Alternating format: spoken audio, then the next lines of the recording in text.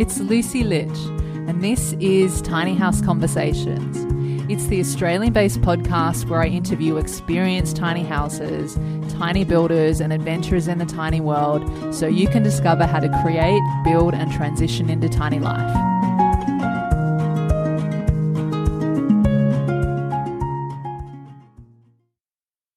So you want to go tiny, but you might be wondering, where can I park my tiny house? I want to let you know that I have a special unreleased podcast episode of tiny house parking success stories from other tiny houses who were just like you and who have easily managed to find a long-term parking space for their tiny home. Some of them have even found more than one space. So if you want ideas on finding a parking space for your tiny, you can download this episode for free. To get access to it, head over to tinyhouseconversations.com/tiny parking. If you enter your details there, I'll send it straight to your inbox. Now let's intro today's episode. Hi, it's Lucy and welcome back to Tiny House Conversations. Today I'm doing something a little bit different. I am bringing you a special compilation episode which includes many of the different guests that have already been on my podcast or some future guests as well, and asking them the question, what's one of the most valuable lessons you've learned from tiny house living? I feel that we can learn so much from other people that have been on the path before us or that have gone through different experiences and learned different lessons so that we can then apply it to our own tiny house journey. And first up, we have Colin Leeson from Brisbane in Queensland. And here's what he had to say. Hi, it's Colin Leeson from Brisbane and I live with Megan in the Serenity Tiny House. One of the most valuable lessons I've learned from tiny house living is relating to what you really need to have a happy and fulfilling life. Throughout my life, I've been captive to the idea that I need to have the best car, the best gadget, or the next cool possession to be happy. And then I was prepared to trade my life for the amount or type of work required to get those things. Unfortunately, this is because we all live in a world where the perceived need for more is thrust upon us all day, every day. Living in a tiny house has allowed me to mostly escape from that mindset. I say mostly escape because sure, there are occasions where I find myself comparing our things with someone else and starting to think about big bucks again. Then I shake myself off and remember it's a billion-dollar marketing industry that's making me feel this way, and then return to being satisfied and happy. To move into our tiny house required lots of downsizing, and it was daunting to start with. However, once we started, we found the process quite liberating and we discovered what we really needed and what was just clutter. Now, our tiny house contains what we need. It's easy to maintain both physically and financially, and it's very easy to spring clean. Our veggie garden and small flock of chooks give us enjoyment, relaxation and some self-sufficiency, and the recent addition of my woodwork shop container beside the house gives me a little extra pocket money for small jobs, and it's an area that I will enjoy even more as I transition into retirement later on. I've truly learned that the simple life is a great life. I enjoy sharing our tiny house journey with others, and I'm always happy to offer suggestions to help people with their tiny account on Instagram. Our Big Tiny House is the account Megan uses to share our tiny journey, and Serenity Woodcraft is what I'm starting to use for the woodwork shop. Best of luck with your tiny journeys. Colin out. Thanks, Colin, for sharing this important lesson with us. And it is this real reframing and reassessing of how much do we actually need and simplifying our lives, going back to basics. And I loved what Colin shared about, I suppose, looking externally and being drawn into external sources that tell us this is what you need to be happy. We need all this stuff. You need all these things outside yourself to feel fulfilled and to feel happy, when clearly from his experience, that's not the case. So some food for thought there. And if you haven't listened to my full interview with Colin and Megan, you can go check out episode number 2, Making Tiny Houses Accessible. I'll include a link to it in the show notes. And also make sure you go check both Colin and Megan out at Our Big Tiny House and at Serenity Woodcraft, both on Instagram. Now, next up is Emmett Blackwell, a strategic town planner from Western Australia. And here's what Emmett had to share. Hi, this is Emmett Blackwell from Western Australia. The most valuable lesson I've learned from living in my tiny house is realising how much we can strip back our personal levels of consumption in the form of unnecessary building space, infrastructure, possessions, energy and water use. This was especially the case for me with my tiny house because the design was very stripped back and simple, built on a budget, including only a kitchenette and bedroom area. I also constructed a simple compost toilet and bathroom outside of the tiny house, so the hands-on experience of designing and managing my own energy, waste and water systems meant that I had become increasingly aware of my exact ecological footprint, and this transformed the way I lived compared to the way I grew up living in a conventional house in the suburbs. For me, this raised important questions about personal responsibility and accountability for our role as consumers and citizens in the face of climate change and ecological crises. The concept of one planet living is based on the ecological footprints of individuals and countries, recognising that our planet has been in a state of ecological overshoot since the 1970s, with human life consuming more energy and materials than our natural environment can sustain. Globally, this footprint is currently the equivalent of 1.75 planets to provide the resources we use and to absorb our waste at a global level. This figure is substantially higher for the average Australian and the way we live, which is 4.6 planets, reflecting global inequalities in resource use. Therefore, a significant cultural shift is required to reduce levels of consumption in accordance with the Earth's living systems and ecological capacity. The transition away from fossil fuels will also be easier if we reduce or moderate our overall energy consumption. So it's not just about greening supply and counting carbon. We also need to reduce overall demand, especially in the most industrialised societies. I realise that not everyone in the world needs to live in a tiny house on wheels, but for me it was a very powerful experience which enabled me to discover actually how little I needed to thrive and live really well. It opened my eyes to the concept of voluntary simplicity in a way that has set me free from many cultural expectations that were not serving me or the planet. Thank you so much, Emmett, for so many valuable insights there. And what I want to comment on is this piece around personal consumption. And Emmett talked about this being in the form of energy and water usage, unnecessary building space, possessions, infrastructure. And can you imagine if even 10% of our population tomorrow decided to make different choices, maybe shifted certain habits and behaviours and ways of being and living, how much of a knock-on effect that would have towards planetary health and sustainability and, a shift in our environment, a shift in our individual and collective well-being and so many other things. Even though sometimes it can seem like, well, I'm just one person, like what can I actually do?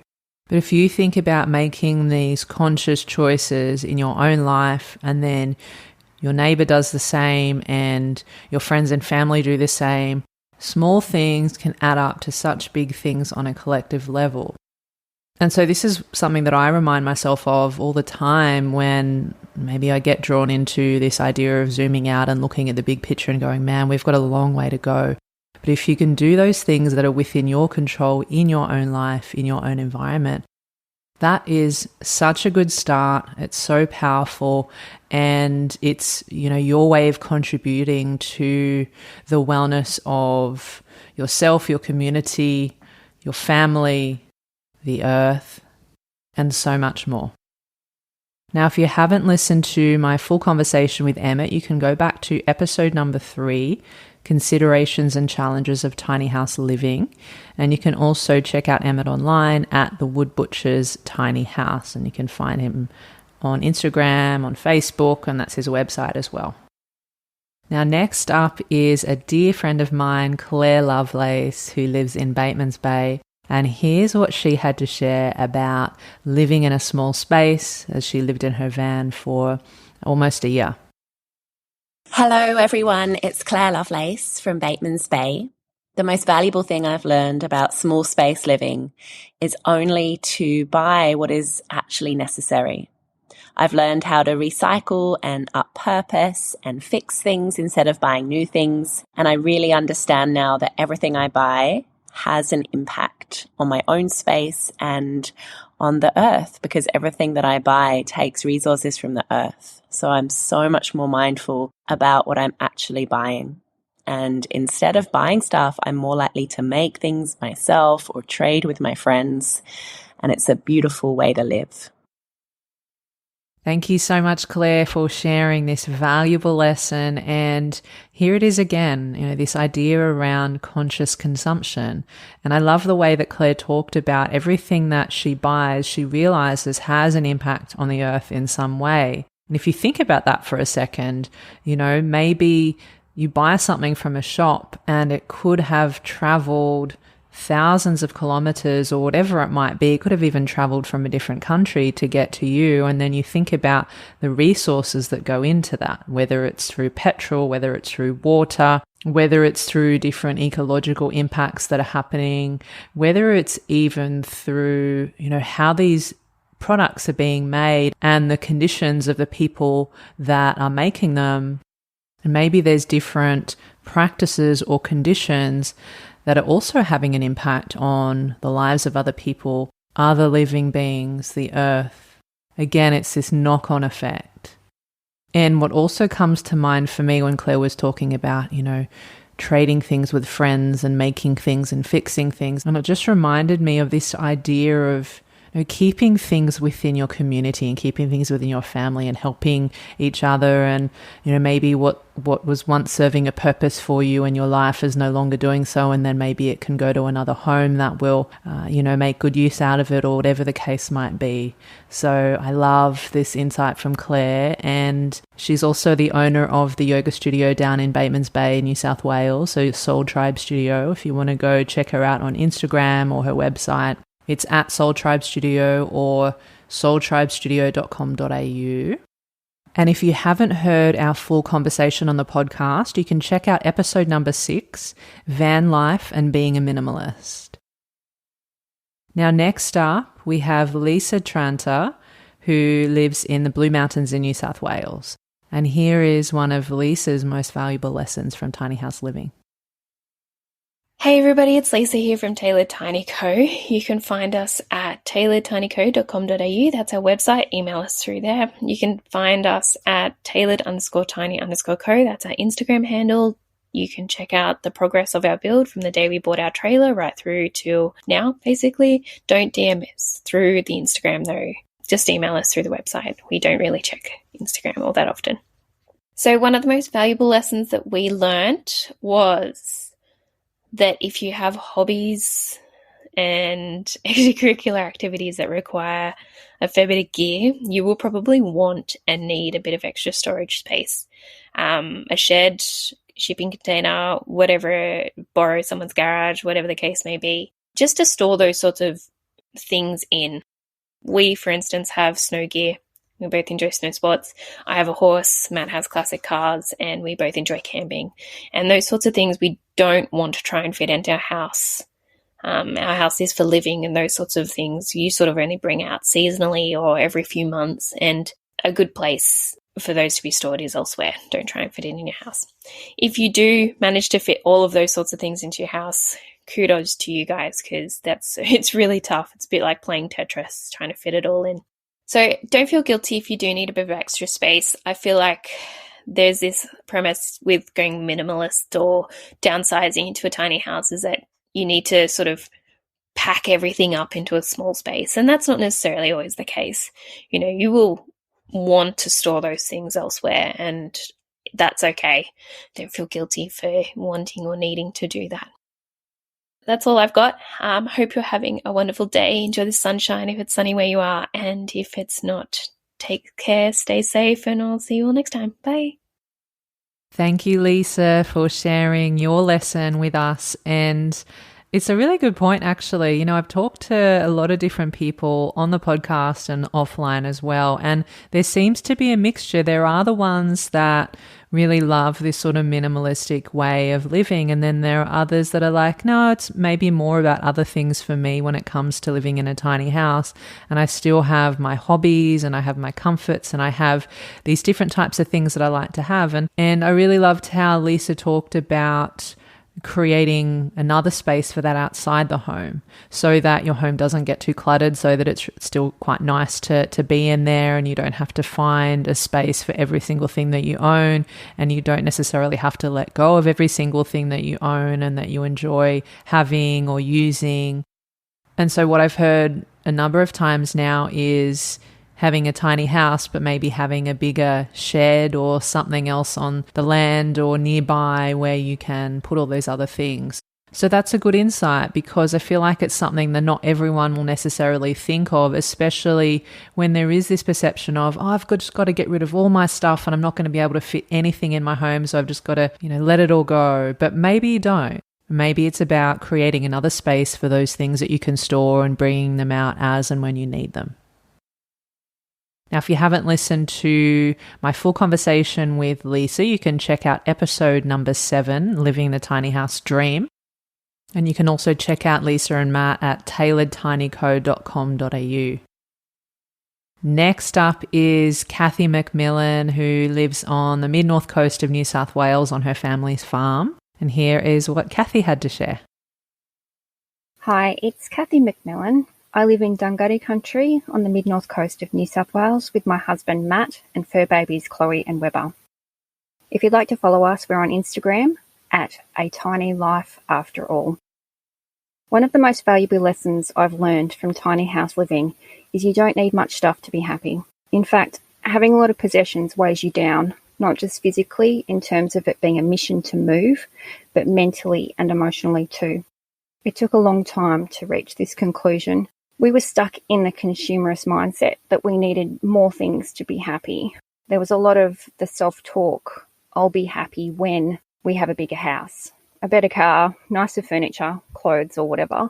Looking back, all those things were an attempt to fill holes that would be better filled with experiences and spending time doing things with the people we love. Once we made the decision to go tiny, it was a 10-year time frame from the moment we started questioning the way we were living until that point, mind you. It was a relief to shed all the things that we really didn't need. I started writing ads to sell stuff before the finance on the tiny had even been approved. First selling all the knickknacks that we'd bought just to fill empty spaces. Then once all those things were sold, the furniture that's sole purpose was to display those useless decorations or hide stuff that we really didn't want but kept anyway. The process of selling and giving away most of the things we had accumulated and moved from house to house only to be hidden in a cupboard, never looked at again, until the next time we moved, that was freeing. We still kept sentimental items, particularly things that my late mum had given me. I still have all our old photos in boxes stored behind the couch, but the plan is to scan those and create small photo books that we'll actually look at and enjoy. We each have a chest of 3 drawers and a tub for off-season clothes in the shed that we swap over. How many clothes do you really need? When you have more and more stuff, you then need to organise it somehow, and it goes into shelves and tubs and garages, never to be used again, but kept just in case. Just in case what? If you haven't used that thing for 12 months, the chances of using it again are pretty slim.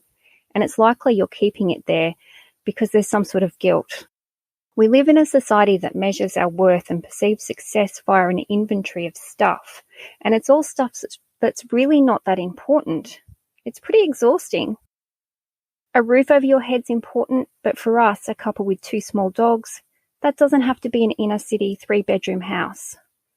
You need to wear clothes, but a walk-in wardrobe full is just greedy. And I know that when I had a lot of clothes, I had more trouble deciding what to wear than I do now. You need to drive a car, or maybe you really don't if there's public transport available, but spending more than a year's salary on one and trading it in every few years, perpetually paying back a personal loan, is that really necessary? People live well beyond their means, accumulating stuff they can't afford and don't even need. or maybe even want, all the while whinging about huge personal debt and never being able to get ahead. Living in a tiny house teaches you to value how few material possessions you really need to be happy, and stops the mindless spending, accumulating, discarding, and then repeating it all over again. If you save and pay cash for everything you buy, you stop and think about whether you really need it and make wiser purchasing decisions. You also tend to buy better quality items that last longer. And whilst they may cost a little more, overall you spend far less because you're buying fewer things that need replacing less often. It's all common sense, but when you're conditioned into the mindset of perpetual consumption that our economic system demands, it's a really difficult cycle to break, but it is possible. And that's one of my most valuable lessons living tiny. Kathy, thank you so much for sharing those insights with us. Have you noticed again, it comes back to this conscious consumption, or how much do we actually need to be happy? And I love a few things that Kathy shared in there, which was talking about this idea of I'll be happy when, and then you can insert whatever you want after that. And usually those things are something external outside ourselves, whether it's something material, whether it's attaining some kind of goal for our career, a relationship, the way that we live, having a house, a mortgage, and all those types of things that we're told will make us happy. But really, what it keeps coming back to, what I keep coming back to, and what I keep learning from different people, and I have these reflections in my own life, is what is actually most important. And Kathy also talked about having these experiences as well. For me, that really resonates. It's not about the material items. It's about experiences and connection and relationships. Kathy also talked about keeping things just in case, and that's often another thing that can happen when maybe there's some kind of memory attached to a certain item, or there's some kind of meaning that we give behind it. And it's not to say that you shouldn't have anything, any items, any products, or anything at all, but sometimes there are things that maybe we hold on to that might not be so necessary for us anymore. But of course, that's different for everyone. And as I mentioned before, some of us are really about the minimalist way of living, and then others are different and still like to have stuff. And I think it's just coming back to intentionality and having things that are meaningful and useful and bring us joy, and just doing what feels right for us. I know for me, having a lot of material items, just like what Kathy talked about as well, is like weighing us down physically, mentally, emotionally. I do definitely feel that for myself. And if you haven't listened to our full conversation, and actually I have 2 conversations with Kathy and her husband, Matt. So episode number 9, Off the Grid in a Tiny House, and episode number 16, where Kathy and Matt share their composting toilet experiences with the separate tiny that they use. And make sure you go check out Kathy and Matt's tiny adventures at A Tiny Life After All on Instagram. All right, up next is Bryony Jenkinson from Park My Tiny House. And here is what Bryony had to say about her most valuable lesson from tiny house living. Hey guys, Bryony here from parkmytinyhouse.com.au. Some of you may know that I'm a single mum with 2 kids, and we've lived off grid in our tiny house on wheels, ×2, for just over 3.5 years now. I think my biggest takeaway from living tiny is just how little you need to get by. And not only get by, to actually live a really full life. I think it's all too easy to buy into, pun intended, the things that society tells you should aspire to. So things like buying flashy new cars every other year, upgrading to the latest iPhone as soon as it's released. I mean, we're bombarded with marketing messages every other day on all platforms, from radio, TV, newspapers, glossy magazines, especially the things that TikTok made me buy, Facebook ads, all that sort of thing. And the underlying message from all those sales pitches is basically that you are somehow less than, or you're missing out if you are not buying whatever it is they're trying to sell you. And this even comes down on a really deep level to even the ideal of the great Australian dream. We are sold the idea that we are somehow not as successful as we could be if we are not homeowners in the traditional sense, which obviously now people are moving away from and starting to by taking up tiny house living and the tiny house lifestyle. And the thing with traditional home ownership is that you're really then, as a flow-on effect, locked into and enslaved in a mortgage for the rest of your working life and the upkeep and maintenance of that property as well. So by undertaking that, you're really limited in then your time and resources to undertake things in your life that really bring you joy and pleasure and fulfillment in your life. So I guess then it really boils down to how little you need to live and live well. You really only need 4 things.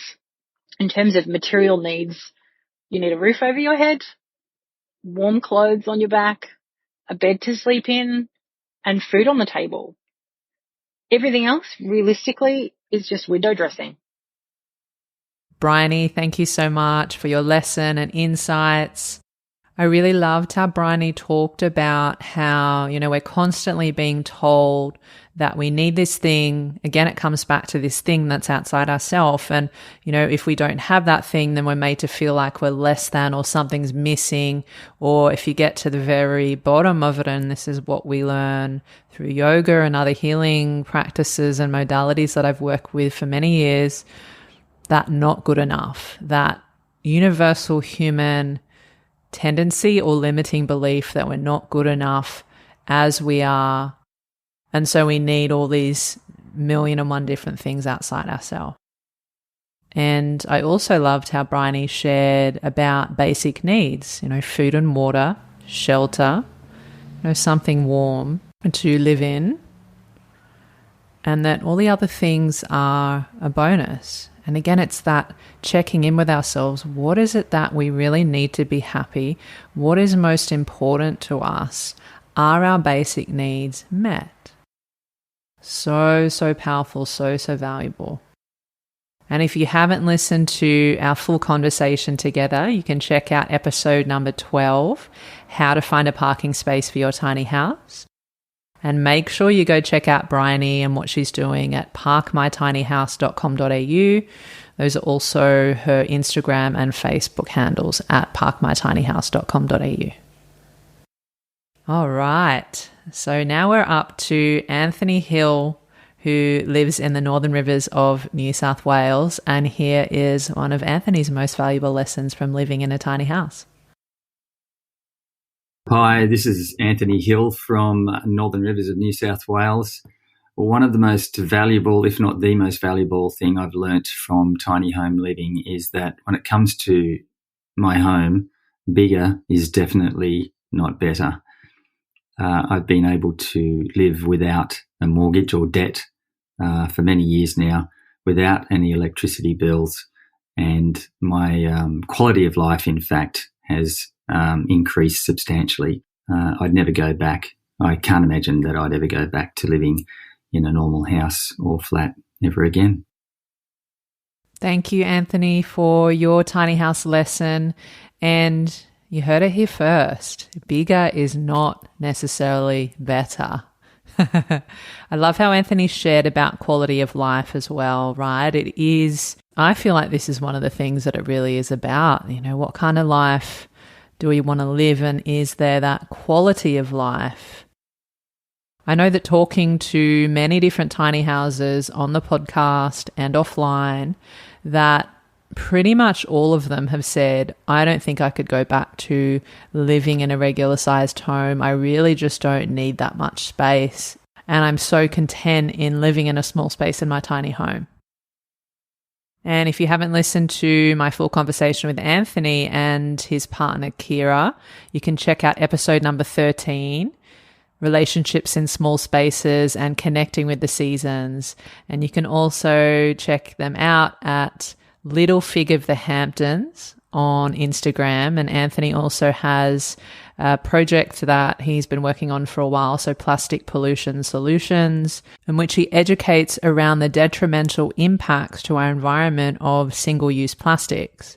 And you can find him on Facebook at Plastic Pollution Solutions or his website plasticpollutionsolutions.com.au. Okay, and next up is Tom Coop, a construction artist from Victoria. Here's what Tom had to share. Hello, Tiny House Conversations. My name is Tom Coop. I'm down in Victoria, and I've been building and designing tiny houses under the name TC Tiny for about 7 years now. And in 2020, I was able to move into my own tiny house and learn a lot of valuable lessons. The most valuable lesson I learned was how tiny houses could be designed and constructed to suit people of all physical abilities.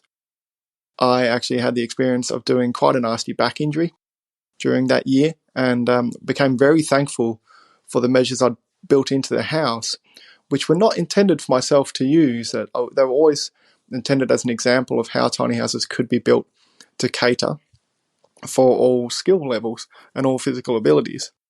I wasn't intending for me to be that person who used it, but there I was, quite suddenly unable to do very simple tasks. Was extremely thankful for the house being on one level. I think if it had a loft bed, I would have had to move out of it. The house was always also quite low to the ground, which made getting in and out very easy. I had hand grips around the bed, around the front door, and the bed was at a very comfy height, a very ergonomic height to get in and out of.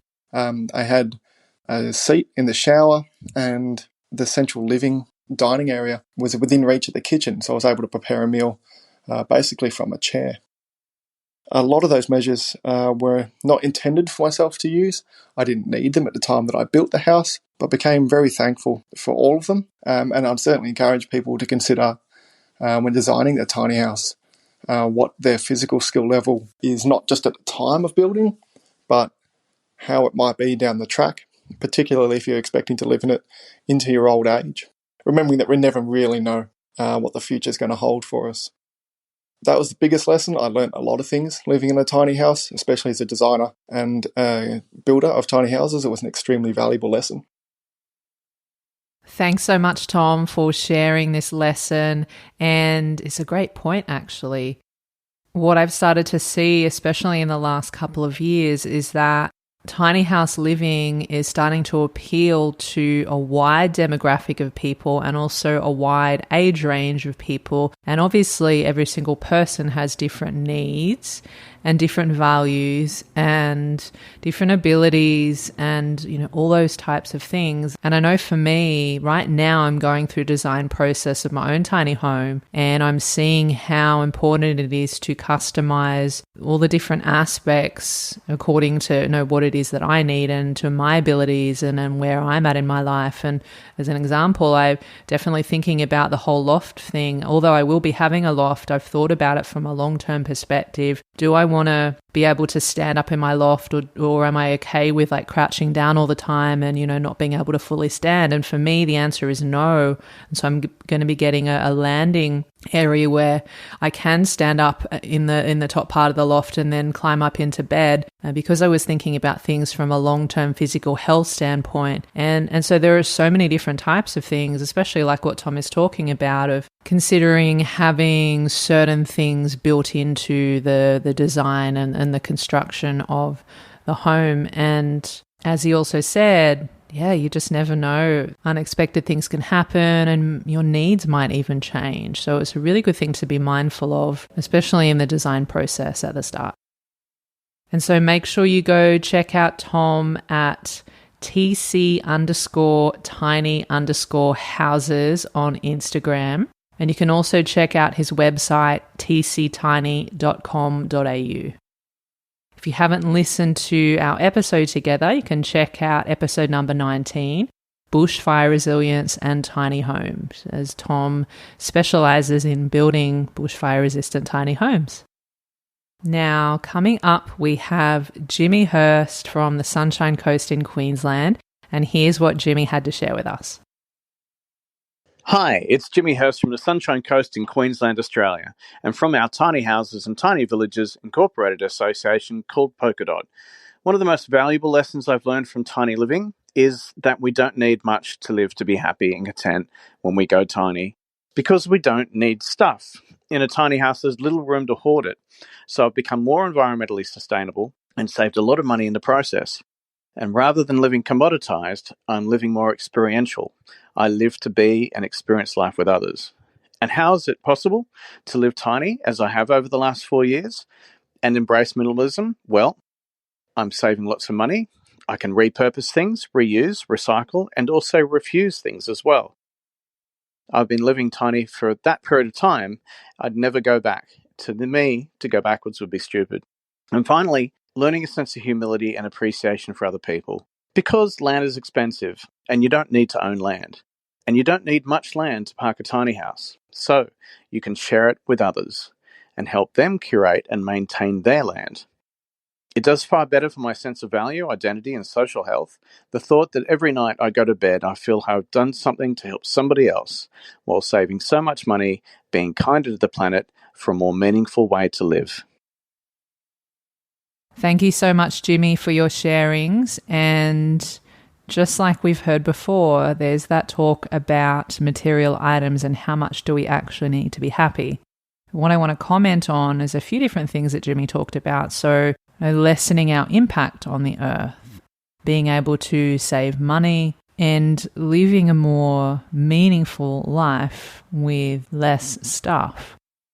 And also what Jimmy mentioned about having humility and appreciation for other people. We are social beings, we are beings of connection. And so, if we're able to coexist in this world, especially on the land, and, be surrounded by like-minded people and those that, we value and that value us, and that we can, work together and co-create and contribute and live this beautiful, meaningful life that Jimmy's talking about. Speaking of community, if you haven't heard our full episode together, you can check out episode number 23, Tiny House Eco Communities. And make sure you go check Jimmy out at Polkadot. You can do that on his website, polkadot.org.au. He's also on Facebook at Polkadot Tiny Houses. And so now we're moving on to Marie Behringer, who lives in Auckland, New Zealand. And here's Marie's lesson that she's sharing with us. Hi, my name is Marie Behringer and I live in Auckland, New Zealand. I built my own tiny house and I've been living in it for about 3 years now. And the most valuable lesson I've learned from tiny house living is how important your space is depending on the life you want to have. So something that is really cool when you design your own tiny house is you can design it for the life you want to have. So you don't need a lot of space or 1,000 different windows, because this is going to be more time to clean and more time you spend inside your house as well. So I wanted to design a small, very efficient space for the things I need to do, and I've got more time to do the things I love. So I've got a small livable space that really works well for me, for when I want to have friends over, when I want to relax, when I want to cook. I wanted also a cool bathroom, even if it's small. I got to design it exactly how I wanted. Next to that, I've got a gigantic shed, which is my workshop, which I get to make a lot of stuff because after I built my tiny house, I started my apprenticeship to become a carpenter. So I discovered after I built my tiny house that I actually love to make stuff. So I've got a workshop, which is a little bit of a playground for me. And because I don't spend a lot of time in my house, I actually have more time to do that kind of stuff. So I've got a gigantic garden as well. And yeah, basically more time for what I want to do in life or what's important. And I really, really love this part about designing my tiny house. I got to imagine my dream life and design a space around it. So that's probably the most valuable lesson I've learned from tiny house living. Thank you so much, Marie, for those insights. And that last part imagining your dream life and designing a space around it, and considering what type of life you want to live and how you're going to use the space, how much space you need, and then designing your tiny home around that. And I also love how Marie talked about, because she's done that, she's able to have more time to do what she wants to do, more time to spend on things that are important to her. And it's super inspiring that, she's got that big shed like what we were talking about before, where she's able to use it as a workshop to make other things, to build and to add more meaningful things to the space that she's living in or the land that she's living on. And it's just really inspiring to hear. And if you haven't heard our episode together, you can listen to episode number 24, Building a Tiny House and Women in Carpentry. You can also check out Marie on Instagram at Marie_Behringer, and I'll put the link of that in the show notes so you've got the spelling correct. Now moving on, next up we have Ethan Waldman, who's the host of the Tiny House Lifestyle podcast. And here's what Ethan had to share with us about one of his most valuable lessons from tiny house living. Hey, this is Ethan Waldman from Burlington, Vermont, where I host the Tiny House Lifestyle podcast and create the website thetinyhouse.net. One of the most valuable lessons I've learned from tiny house living is how to be self-sufficient when it comes to home repairs. Over the course of 10 years with my tiny house, I've done electrical, plumbing, propane, carpentry, you name it. When things break, instead of calling a contractor, I think about how I can fix it myself. And I do research and I learn new skills and I get to buy new tools. And that's really something that tiny house living has kind of given to me, that drive to be self-sufficient and to learn how to not just do home improvement, but do home maintenance and home repairs in a way that I never thought that I would be able to do myself. Thanks so much, Ethan, for that insight. I love it. Self-sufficiency. There's something to be said for opening yourself up to learning new skills and having new experiences and solving problems. And I feel like there's also this element of pushing past these limitations of the mind, thinking, I could never do something like that, or that's so far outside of my comfort zone or my capabilities, but then having a go and doing it and then being able to do it again and being able to solve other problems. And so it feels like a really empowering experience, this self-empowerment, and it's inspiring. And I can imagine it would also feel quite fulfilling. And we talk a lot about on the podcast being more connected and involved in the everyday workings of your life and your house and nature and natural processes, and not outsourcing things and understanding how different systems work and expanding your capacity and your capabilities to be involved in these things and to take care of these things and be more self-sufficient and self-reliant and self-empowered. And to listen to our full conversation together, you can check out episode 25, Tiny House Decisions. Make sure you also go check out Ethan on Instagram at Ethan Waldman, his website, thetinyhouse.net, and of course, his popular podcast, the Tiny House Lifestyle Podcast. And next up, we have Mel Sparkles from Queensland. And here's what Mel had to share with us around some of her most valuable lessons from living in a tiny house. Hi, Lucy. Thanks for having me. My name is Mel Sparkles. I live on the Sunshine Coast in Queensland and host Tiny Houses Brisbane and Queensland and Land and Tiny Houses to Rent or Buy in Australia on Facebook. I also do some advocacy for the Australian Tiny House Association, and my personal projects page can be found on Facebook and is called Slice of Tiny Pie. That's PAI, which means goodness in Maori. The most valuable lessons I've learned from tiny house living. There's a few, but first off would have to be discovering that we're capable of much more than we think we are. Nowadays we've become too comfortable. Our ancestors went through wars, famine and severe hardships, and from it became really resilient, which we have within us too. When you get going on the tiny journey, it can really shake things up, from learning to let go of stuff you don't need, letting go of old attitudes and ways, and then letting go some more, and then some more again. It feels a bit endless. This is where resilience comes in. This covers looking at your mental, physical and spiritual health and then making changes to suit your new upgraded life. For me, it's a much needed upgrade of letting go of old ideas and ways that don't serve me anymore, not to mention stuff. What's tricky about that is when you let go, there is a space, which usually gets filled up quickly with newer stuff. It's hard if you have any vulnerabilities and tend to manifest things regularly. Being a designer and artist, I tend to be a bit of a bowerbird, so this is a bit of a repeating scenario for me. Now that I'm nearing the end of my tiny house build, which I mostly built on my own, I'm finding I have energy to do more and to take on bigger projects as my confidence has grown. There is a ton to learn from building your own tiny house and then seeing your hard efforts have created your own home and an asset. What a bonus. It's hard yards, but I feel so much more capable now and excited for the next projects. I just bought a block of land and am in the throes of planning to build a tiny house on skids or stumps, which will be really exciting, not to mention a huge learning curve.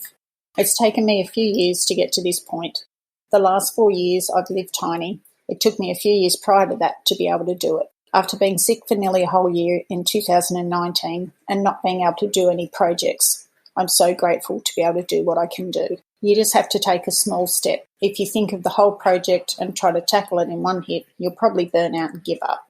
That's probably the biggest lesson I've had building my house, as thinking about the massive list of to-dos can really trigger anxiety. So chunking it down into manageable small steps is well worth the efforts. Another lesson I learnt would be to stop from time to time to appreciate your work and what you've achieved. Sometimes I'd work all day and then go back after dinner to have a look at the day's progress and be really satisfied to see what I did that day.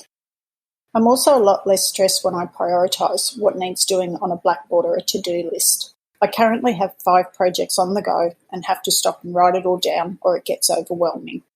Another lesson is to plan and be prepared and not be too shocked if it all goes to pot. And having a backup plan is a good idea. I decided this time around I wouldn't plan every little detail. I had a design and many thoughts on materials I would use, but I found as I went the materials I hadn't planned to use would turn up on Marketplace, through friends and my neighbours. So I'd make use of what I had on hand.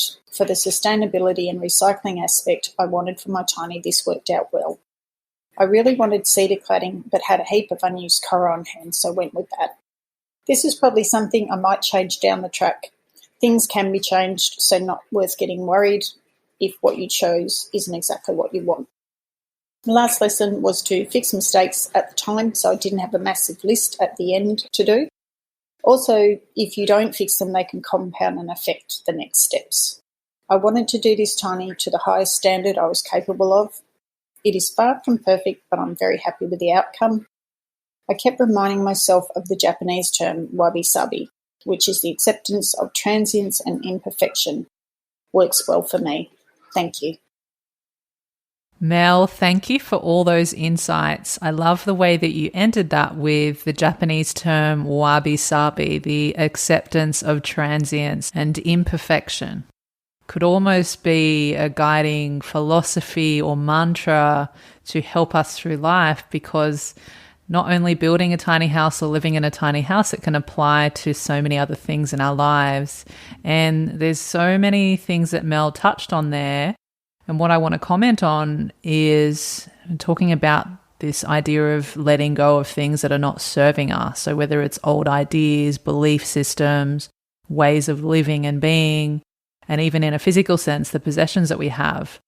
And I love how Mel talked about how it's easy to feel that space. When we let go of something, there is this space that's created, and then modern life can be quite busy, and whether we get caught up in different things, or the busyness or the doing or the needing to have something else in that space, it's really easy to fall into that. So having the awareness of maybe not filling that space is something that I know that I practice for myself and have for a long time. And I think that this practice of letting go is an opportunity that we get to do every single day of our lives in many different ways.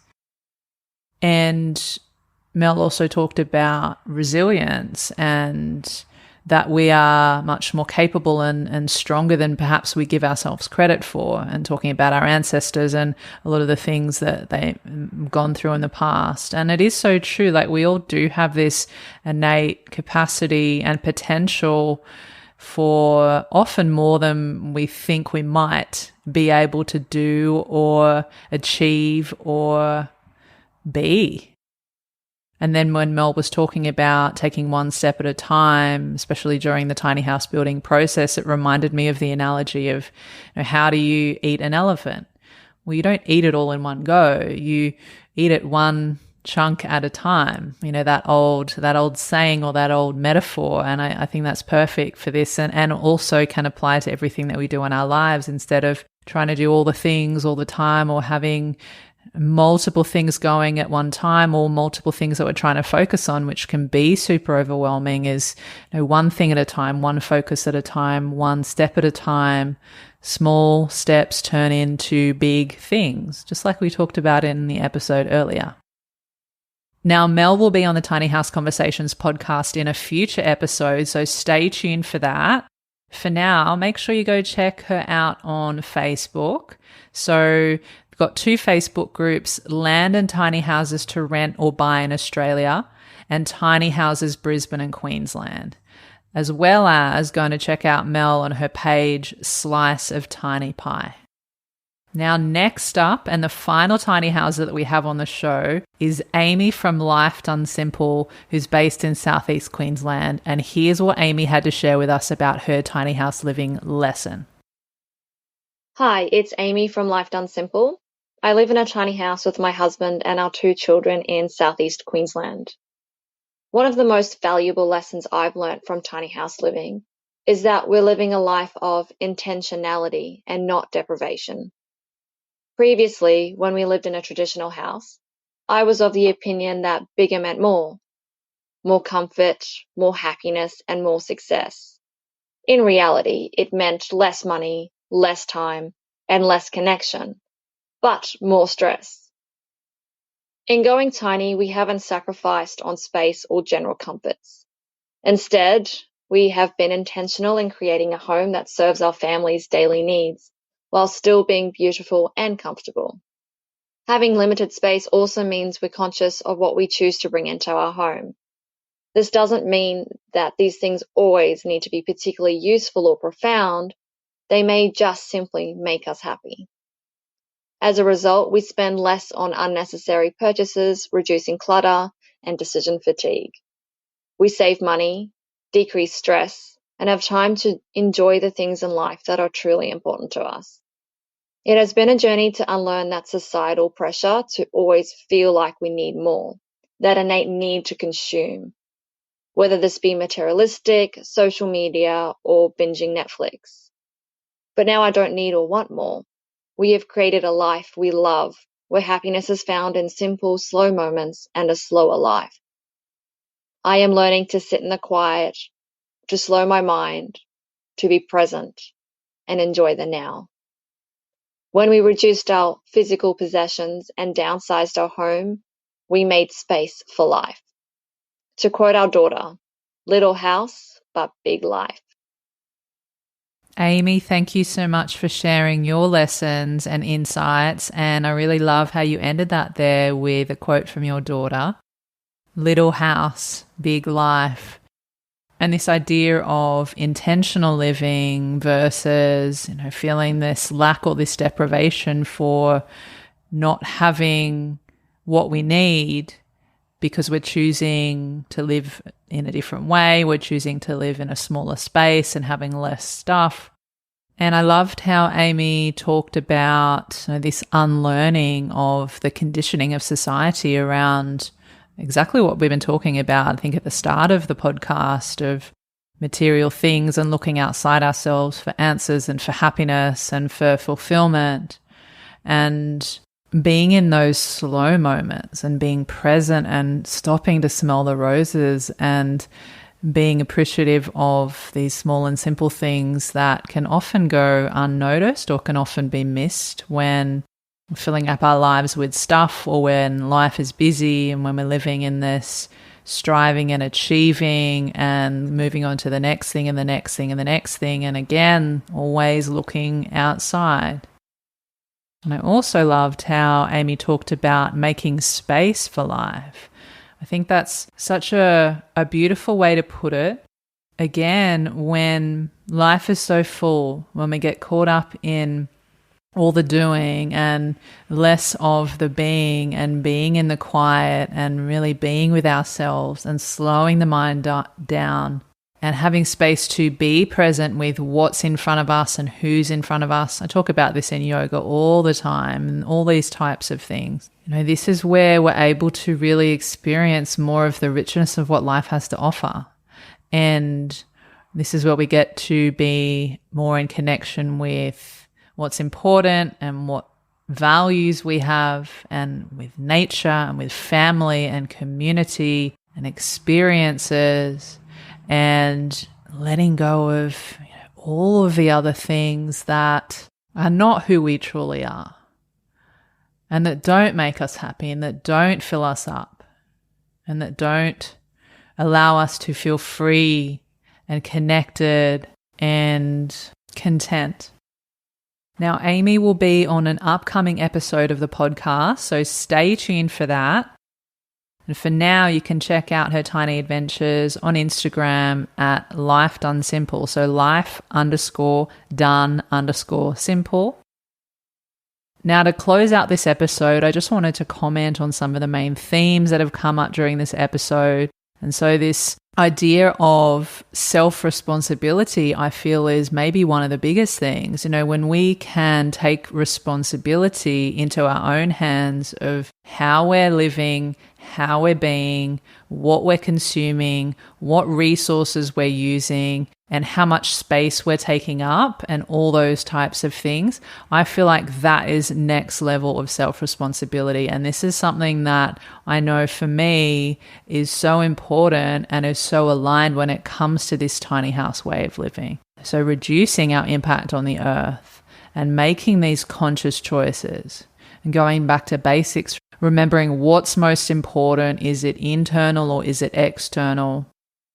Having this intentional choice to simplify life, having our basic needs met, designing our life and our house around what kind of way we want to live, how we want to spend our days, being so self-sufficient and being able to, again, empower ourselves with new skills, with new experiences, with new ways of living and being.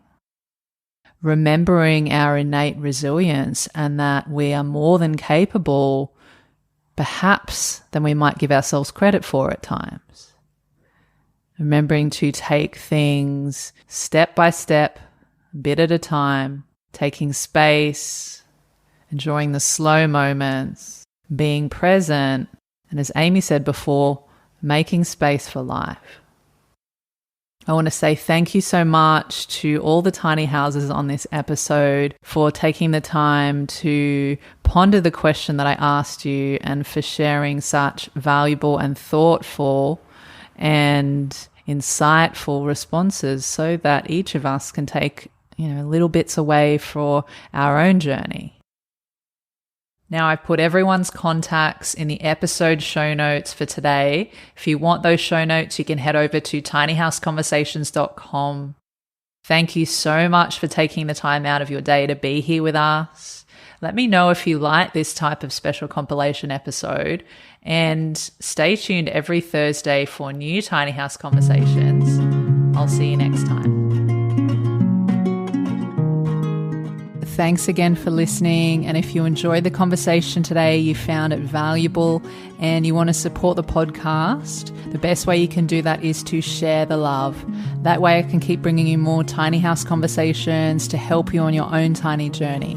So here are 3 ways that you can support the podcast. Number 1, if you have a friend or family member that you feel would benefit from hearing these conversations, feel free to share it with them, email them, text them, send them a telegram, do whatever you need to do to share it with them. Number 2, if you hit the subscribe button, you'll know exactly when the next episode is live. And number 3, if you head on over to Apple Podcasts or wherever you're listening to podcasts and leave a 5-star rating and review.